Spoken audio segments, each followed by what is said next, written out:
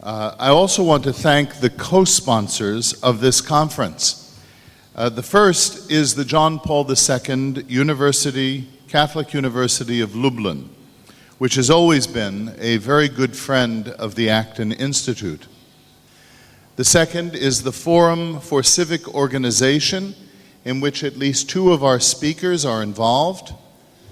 The third is the Polish-American Foundation for Economic Education, PAFER, which has also been a good friend of the Acton Institute. Ladies and gentlemen, Christians know that our final destination is not in this world. It is either eternal union or separation from Almighty God.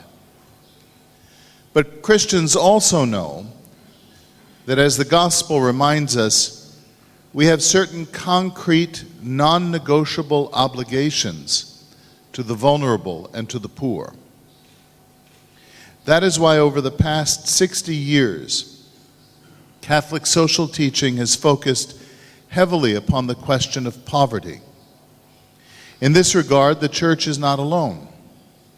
Numerous organizations, both private and public, have sought to address what can only be called the scandal of poverty. Over the decades of work in this area, we have learned many things. We have discovered, for example, that some strategies are effective and that others are not. We have learned, for example, that massive transfers of wealth in the form of foreign aid have generally proved to be unproductive and at times even deleterious. But we have also learned many positive things. We know, for example, that poverty will not begin to diminish until certain moral, cultural, economic, and institutional prerequisites are in place. We have learned that an economy which encourages entrepreneurship,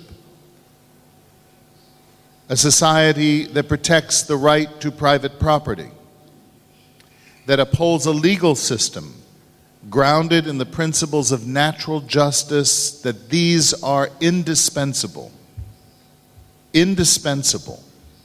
for wealth creation and the alleviation of poverty. And herein lies the purpose of this conference and all of the conferences associated with this series: to explore ways in which poverty can be radically diminished through free enterprise and all of the institutions that support it, and the type of culture and expectations attached to it. Poland and the countries of Central East Europe are not, of course, developing countries in the usually accepted sense of that word. They are usually described as transitioning economies. They are nations that have endured the state's suppression of religious, political, and economic liberty for 40 years, and even now, 21 years after the defeat of real communism, still find themselves working to shake off the remnants of both the socialist economy and the socialist mentality. That is to say, to shake off the very culture of socialism. For former communist countries, the transition from collectivism to market economic orders has not been easy. Lives were upturned. Certain certainties were abolished. And an entire way of life crumbled for millions of people.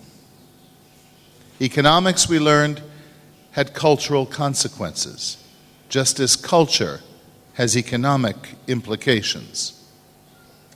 One man who understood this, perhaps more than most, was, of course, the late John Paul the Great, who, as many of you know, was born 90 years ago yesterday. Slowly but surely, many of the transitioning countries have embraced the culture of the commercial society. But they still face enormous challenges when it comes to wealth creation and building the institutions and the habits that encourage economic entrepreneurship. Hence the title of this conference, Building the Commercial Society, Culture, and the Transition to Wealth.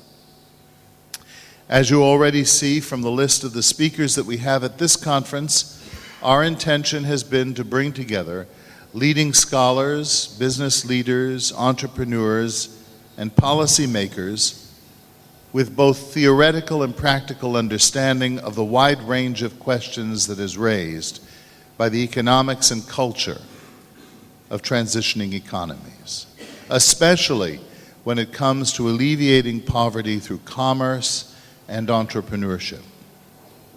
But we also wanted to bring together speakers who understand that while human flourishing has a strong economic dimension, it also goes beyond the material. It also has moral and spiritual dimensions. For our first session this morning, we brought together 3 scholars who have written and spoken about different dimensions of the economic and cultural challenges faced by transitioning economies. And I should like to note that 2 of them have played an indispensable role in their country's decisions to make some very hard, but also some very necessary choices that were extremely important at a very critical period that immediately followed the euphoria of communism's defeat in 1989.